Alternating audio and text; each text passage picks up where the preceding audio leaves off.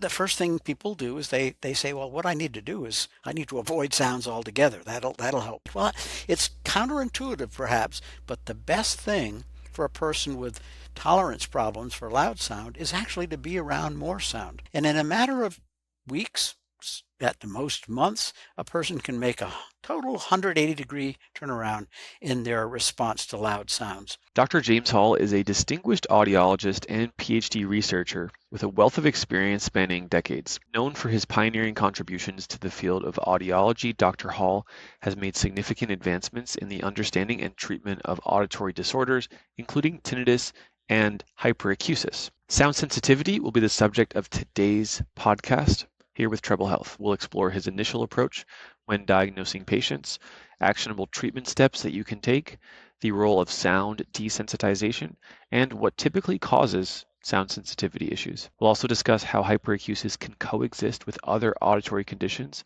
and what a successful treatment looks like. Please join me in welcoming Dr. James Hall to discuss hyperacusis with us today on the Tinnitus Relief podcast. First, what is sound sensitivity? These are everyday sounds that for some reason are too loud. Sounds like water running, dishes clanking, dogs barking, driving on the highway, road noise, sounds of people's own voices are way too loud, and it's a condition that's called hyperacusis. Dr. Hall, do you feel like most doctors know much about sound sensitivity? It's a serious problem. In fact, the average physician would not have any idea what was meant by the term hyperacusis. And if they did, they'd probably have a misconception that it was super normal hearing, extremely normal hearing. And it's interesting, in the last decade, last 10 years, hundreds and hundreds of research papers have been written about hyperacusis. I mean, prior to that, really very few people studied it or knew much about it. But all of this research on hyperacusis is not getting into the mainstream education of physicians, or even many other health professionals, like psychologists, for example, who should know about it. And from what you've seen, what are the first symptoms? What are the most common trademarks of someone with sound sensitivity issues? Well, it can be very debilitating. It can be very disrupting to a person, because the problems that they have, the person with hyperacusis have, really interrupts their day-to-day life. So usually small collection of sounds, one or more of them, will be the real problem. It might be the sound of an ambulance. It might be the sound of like dishes clanking. It's usually some sharp sound, maybe even a loud telephone ringing. Some sound will be unusually loud to the person. It'll bother them much more than it used to or than it should. Now, I need to distinguish between hyperacusis that's affecting adults, where usually everything was fine, and then there was an onset of the hyperacusis, the onset of the intolerance to certain loud sounds, versus children, who might always have had the problem. I want to share a quick story of a patient that I worked with who had severe hyperacusis. Her name is Loretta. She shared this story on another podcast. In a 12-month period, she started working with me when everyday sounds were extremely loud. Most notably, the sound of her air conditioner was unbearable.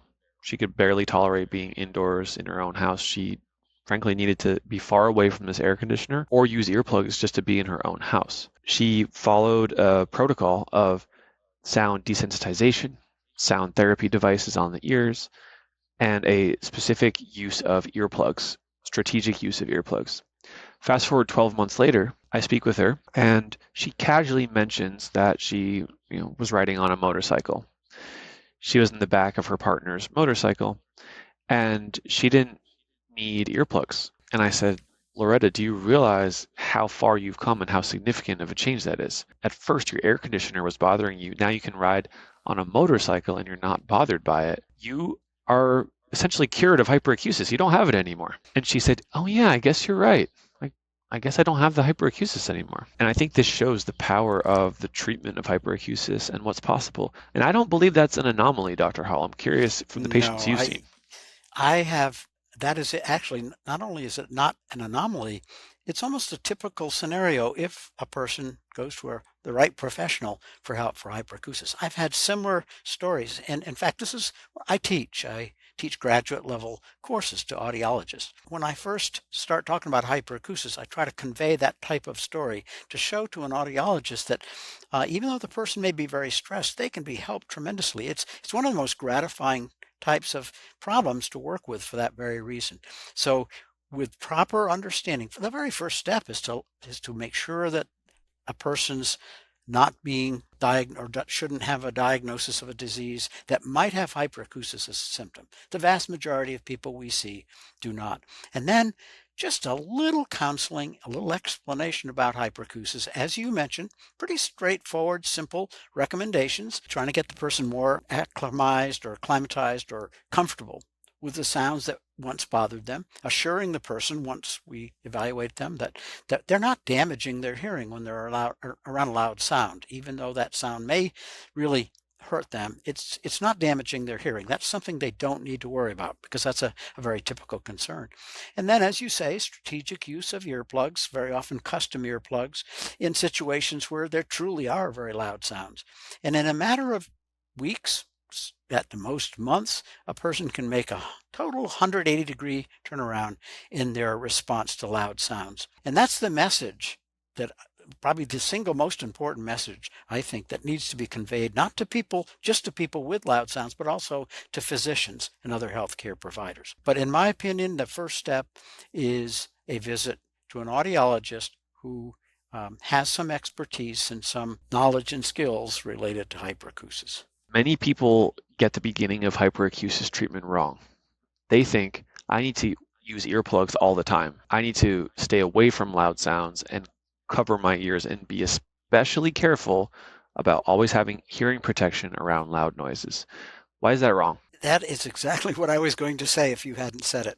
The average, and this is a very logical response to sensitivity to loud sound. The first thing people do is they say, well, what I need to do is I need to avoid sounds altogether. That'll help. And I've actually had people come to me, patients saying they're in a sound booth being tested, and they've asked me, where do you get these sound booths? I'd like to put one in my house. First of all, it would be extremely expensive. I said, well, it's counterintuitive perhaps, but the best thing for a person with tolerance problems for loud sound is actually to be around more sound. But it's got to be done in a very gradual, progressive manner. So my first recommendation for people is to surround themselves with sound, pleasant, soft sound, but constantly. And that includes even when they go to bed, when it might be quiet, just soft sound in the background. And the brain begins to become more accustomed to sound. And then, as you mentioned, sometimes a person might have one or two sounds that are extremely concerning to them. For example, your patient, it was the air conditioner. With another person, it might be a different sound. And then that's where we begin to try to desensitize a person to that particular sound. And there's a very interesting phenomenon when it comes to hyperacusis. Sounds that a person is producing themselves or making, a sound that they don't find all that threatening or worrisome, they can tolerate those loud sounds. And this goes for children too. A child who is very bothered by loud sounds may scream and cry at the top of their lungs, and it doesn't bother them at all. So the first step is to introduce the person to sounds in a gradual and progressive way so the brain becomes more used to them, but with a focus on desensitizing a person to those really uniquely bothersome sounds, and such as a sound that they just can't stand and they're worried about hearing.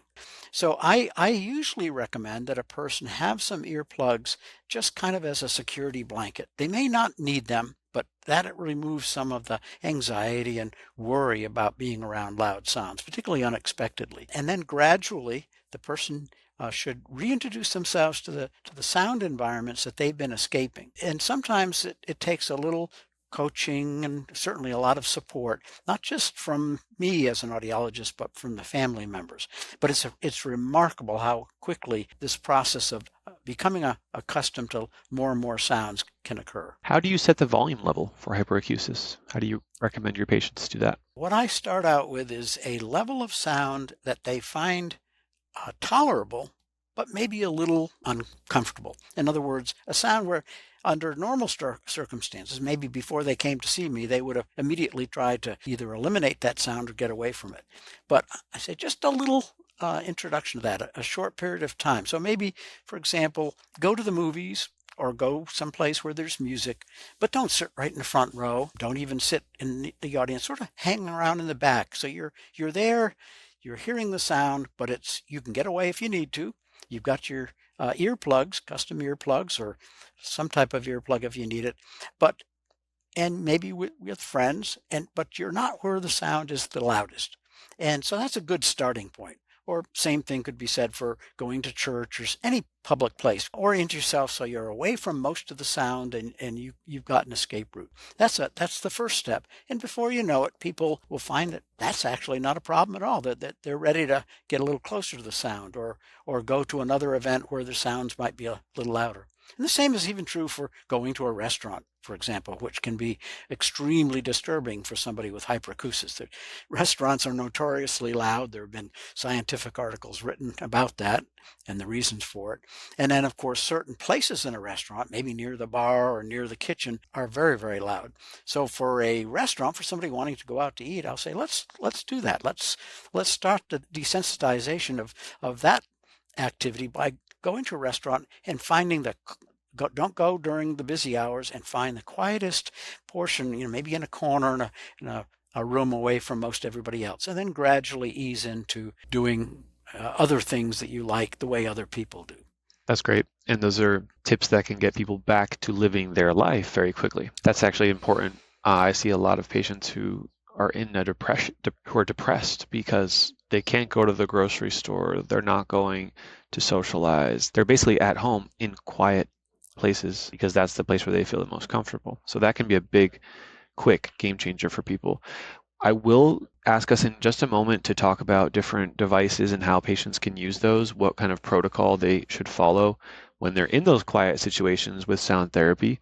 Before I do, I think we should talk about something very important, which is the difference between loudness hyperacusis and pain hyperacusis. A vast majority of people have what's called loudness hyperacusis, but some people have pain hyperacusis where those sounds aren't just uncomfortable, too loud, but they actually cause pain. I'd love for you to share what's the difference between these two.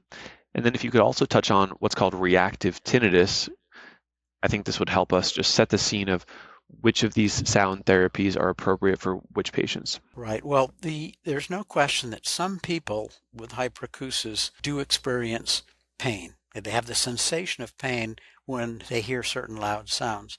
And that's one of the areas that I like to really ask a person about in history. Now, just as an aside, sometimes when these people go to see their family doctor or some other physician, they begin to get the impression, the person with the hyperacusis begins to get the impression that this other person thinks that they're making this up or exaggerating or even crazy, because these sounds are not really loud enough to physically cause pain. But for the person who's experiencing them, hearing them, they really are. They literally are. So I acknowledge that immediately, and I validate that for a person, that I understand that. And there is a physiological explanation. When certain parts of the brain begin to get involved in the response to loud sounds, it kind of distorts how the brain responds to sound. And we won't get into all the details of the neurophysiology, but there are certain parts of the brain where the sensation of pain is processed or is mediated really closely to the sensation of sound.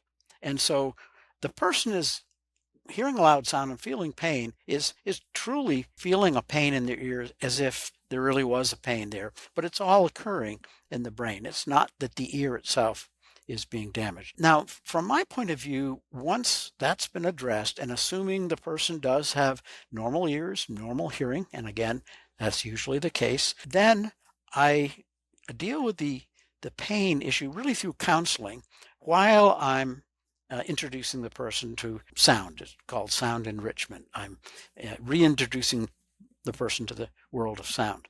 Now, I should point out, you mentioned depression. Hyperacusis usually is not associated with depression, but it can be.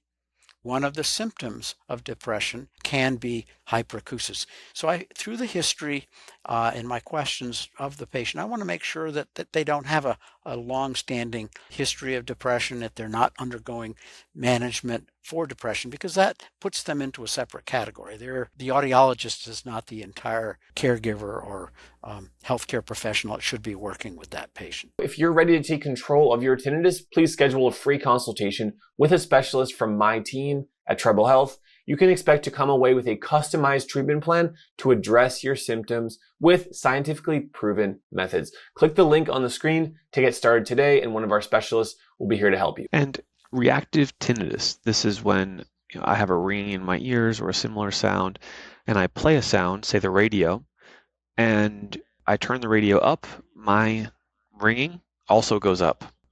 Mm-hmm. So it's hard to find relief from sound therapy or sounds when a ringing or tinnitus actually gets louder. How often does this happen, and is there anything else you'd like to share about reactive tinnitus? Sure. First of all, if you look at the published literature, scientific literature, or talk to somebody like me that's seen thousands of people with either tinnitus or hyperacusis, you'll find it's very often found in the same person. So it's a little more than half of people with tinnitus who hear some type of buzzing or ringing sound most of the time also find that other sounds, external sounds, are bothersome to them. So hyperacusis is not uncommon in people with tinnitus. And when you're trying to manage, and if someone does have both tinnitus and hyperacusis, it does sometimes make the management a little more challenging, because introducing sound in an attempt to get the person more used to that sound, accustomed to that sound, can actually make the tinnitus louder. So it has to be done very, very carefully. And it's very important for the person who has the tinnitus and hyperacusis to be controlling the situation. I'm not going to insist that they introduce certain sounds at certain times. The person with the tinnitus and hyperacusis pretty much sets the time schedule for that. But it's amazing. This is most of what we're talking about is due to processes within the brain. And one good thing about the brain, as opposed to the ear, for example, is it can be changed. It's called brain plasticity.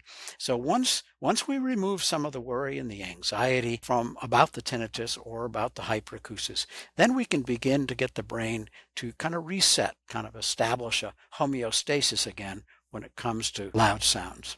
Yeah, that's very important. So we've set the scene here. We've described what hyperacusis is, the types of sensitive sounds that people have.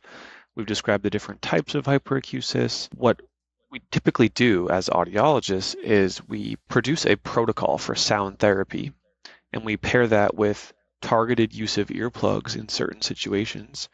And we essentially watch over time, weeks and months moving forward, that the hyperacusis levels, which can be measured inside of a hearing test with the uncomfortable loudness limit per pitch, we see the hyperacusis getting better over time, both subjectively and objectively. I have right here in my hands, I have a sound machine, high quality sound machine, one that we use at Treble Health. I also have some sound therapy devices right here, which look like hearing aids. They can be programmed for just hyperacusis. They can be programmed for also tinnitus and hearing loss as well, if people have those conditions, which they often do. Between these two devices, Dr. Hall, how do you recommend patients proceed with a protocol for sound therapy treatment? Well, I use an approach, and there's many right ways of doing this. There's no single right way. I usually take the least complicated, the simplest, and perhaps the least expensive strategy first, because if that works, great. So I usually begin with what I would call environmental sound, not ear level devices, but a sound machine, for example, or apps on a smartphone that produce certain sounds. And very often that's adequate. That's more than adequate. But for somebody who's had hyperacusis for some time and who is bothered by many, many different sounds, ear level personalized sound generating devices are extremely helpful. And if the person does have tinnitus and hyperacusis, these ear level devices offer a lot more control over the sounds that a person is hearing. So for me, it's a person by person, patient by patient decision process, rather than using some criteria that automatically mean that one person's going to get one type of treatment and another person's going to get another type of treatment. But there definitely is a role for personal sound generating devices. And by the way, I always use the word sound. I never use the word noise. Noise has a very negative connotation. So we're looking for sound, and really sound that a person, almost everybody with hyperacusis, finds some sounds pleasant. Very often it's music, maybe other sounds. So we'll start with those sounds which tend to kind of relax the parts of the brain that are maybe overreacting to certain sounds. I'd love to share back and forth a little bit about how you would set this up for the average patient. We also see a lot of patients with hyperacusis at Treble Health. So what kind of sounds would you typically choose for the patient who wants to follow a treatment protocol for hyperacusis? The first type of sounds would be any sound that they find pleasant, and everybody finds some pleasant sounds, and then try to make arrange in some way, either with the sound devices or environmental sounds that the person can create, to have them totally immersed in those sounds as much as possible. Again, to get the brain more accustomed to sound. Very often, most of the time, a person with hyperacusis has isolated themselves from sound for some time, and that's kind of intensified their problem. But I always also, in addition to just general pleasant sounds that the person finds pleasant, I also try to identify which sounds really bother them. And inevitably, there are some sounds that they just can't tolerate at all. Kind of very individual sounds and very different from person to person, but there are, maybe a half dozen. For children, for example, vacuum cleaners can be very, very scary. Even sometimes a toilet flushing, something like that, and they're very, very worried about it. So once we've started with the general sounds and the brain is beginning to adjust to hearing more and more sound, then I focus on these really bothersome sounds. And this is where the term desensitization comes in. The person with the hyperacusis is controlling the sounds at all times, and I've had people record with audio recordings of the actual sounds that bother them, or find examples of those sounds on the internet. And every day, for just 5-10 minutes, the person listens to these sounds. At the beginning, they barely hear them. They're almost imperceptible. And I ask the patient to think about the sounds. And when we do this in the clinic, I talk with them about it. If it's a child, the parent can talk to the child about the sound and say, well, I know that this vacuum cleaner sound really bothers you. It's not going to hurt you. Vacuum cleaners are never going to hurt you. And then, believe it or not, I'll very often say, why don't you have your child listen to you vacuuming the house, but in another room, after mothers or fathers talk to them about the sound. And then gradually the person increases the exposure to the sound, both the loudness of the sound and how much time they're exposed. And as you said earlier, very often they'll make great progress and they'll think that they're really still bothered by hyperacusis, but when you point out to them that they're now listening to these sounds, they're not really worried about them. And some sounds, I'll always tell people this, sometimes some sounds none of us like. Nobody likes really, really loud sounds. That's perfectly normal. And if we can get the person to get out into the world and be doing the things they enjoy doing, getting back to their normal day-to-day activities, then they're in total control of this problem at that point, and the problem has been solved. So just to sum that up, there are some sounds that really bother people. Those I usually work on after we've increased the tolerance to everyday sounds. Our audiologists use a similar approach. There's something referred to as CBT for hyperacusis, and the way that we use it is similar to what you described, where the patient is in total control. They choose a sound that they think is going to affect them negatively, and they systematically, slowly, not all at once, but over a period of weeks, bring up the volume of that sound, and they train themselves to realize, okay, I can tolerate this slowly, more and more and more.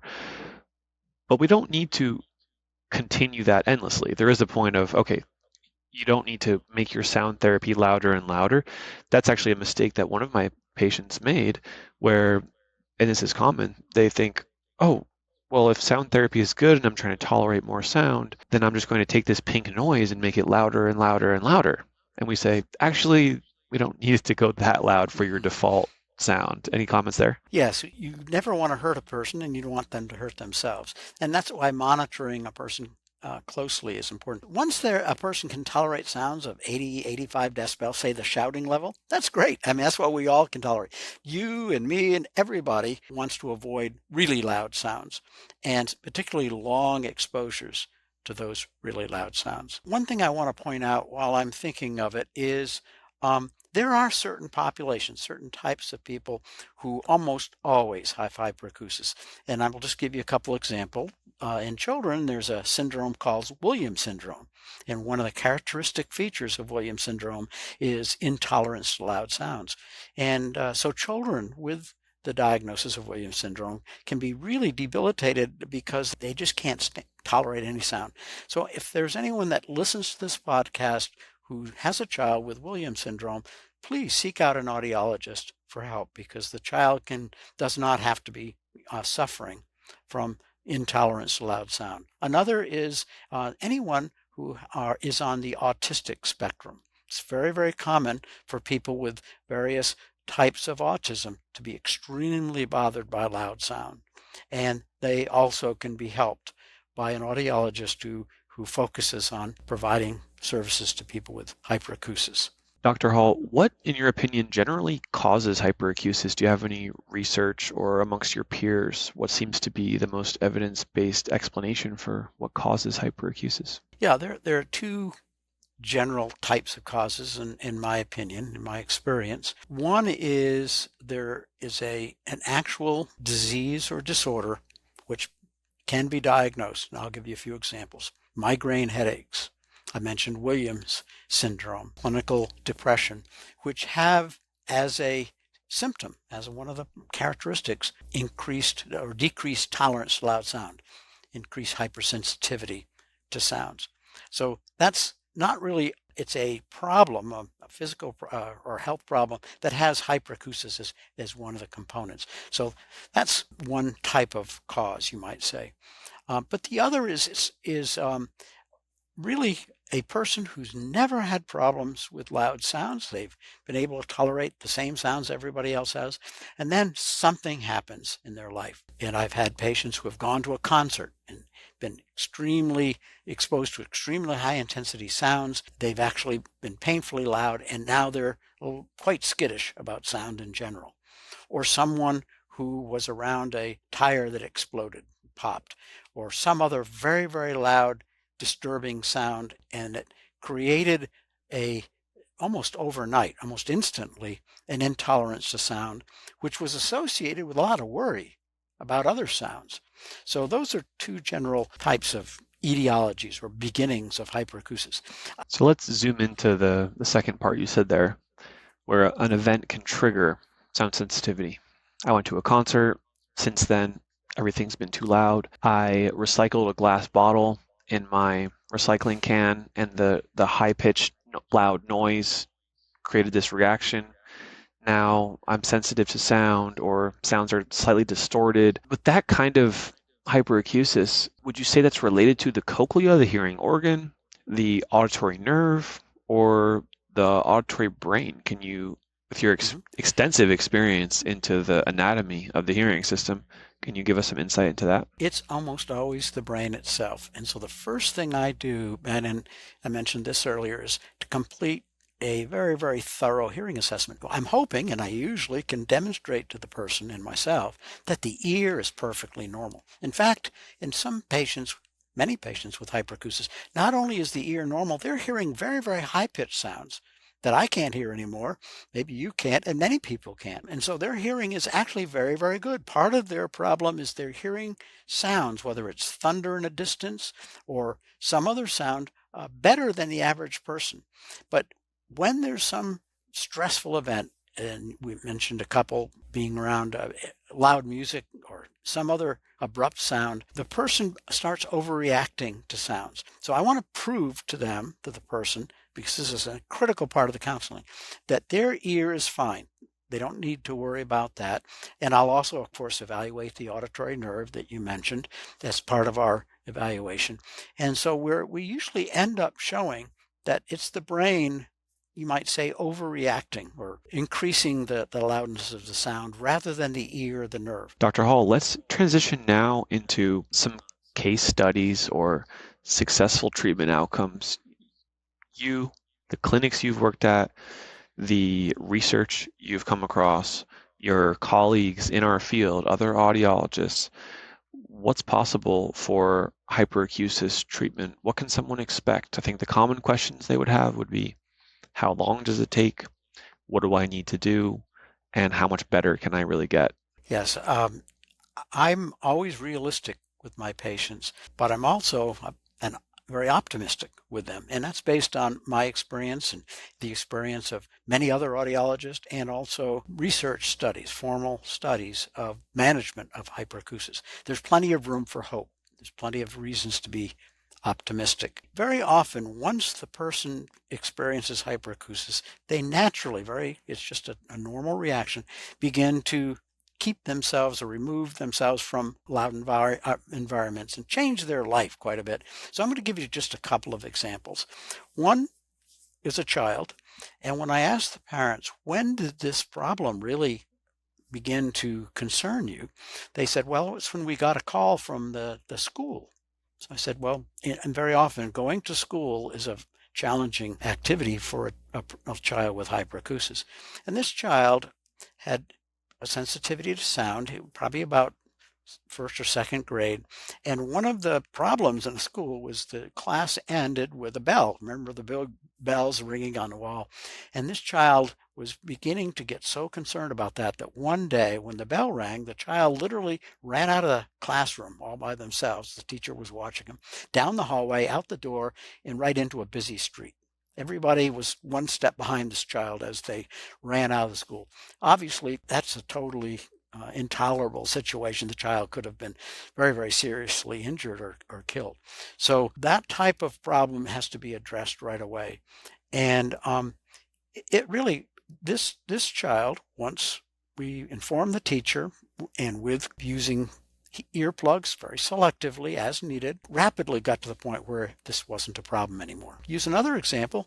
It was a teacher who taught in elementary school, and which can be a very loud place.